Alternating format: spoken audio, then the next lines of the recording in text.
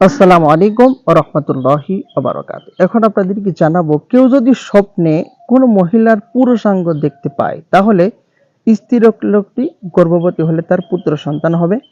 উত্তরকালে সে সন্তান উচ্চ মর্যাদায় পৌঁছাবে এবং পরিবারের নেতা হবে। কিন্তু যদি গর্ভবতী না হয় অথচ তার পুত্র সন্তান বর্তমান আছে, তাহলে সেও উক্ত মর্যাদা লাভ করবে এবং উক্ত মহিলার ভবিষ্যতে আর কোনো সন্তান হবে না।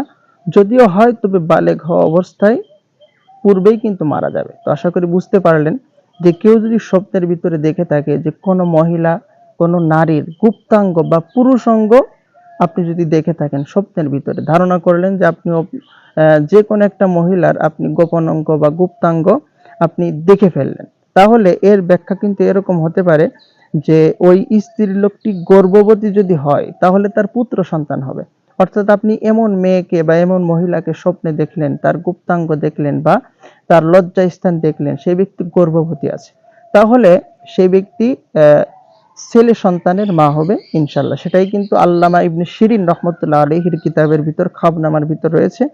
উত্তরকালে সে সন্তান উচ্চ মর্যাদায় পৌঁছাবে, অর্থাৎ যে সন্তান তার গর্ভে আছে সেই সন্তান উচ্চ মর্যাদায় পৌঁছাবে এবং পরিবারের নেতা হবে। কিন্তু যদি গর্ভবতী না হয় অথচ তার পুত্র সন্তান বর্তমান আছে, অর্থাৎ যার গোপন অঙ্গ বা পুরুষাঙ্গ যেই মহিলার আপনি দেখলেন, সেই মহিলার যদি একটা ছেলে থাকে, অলরেডি একটা ছেলে থাকে, সে যদি গর্ভবতী না হয়, তাহলে বুঝতে হবে সেও উক্ত মর্যাদা লাভ করবে এবং উক্ত মহিলার ভবিষ্যতে আর কোনো সন্তান হবে না, যদি একটা ছেলে থাকে।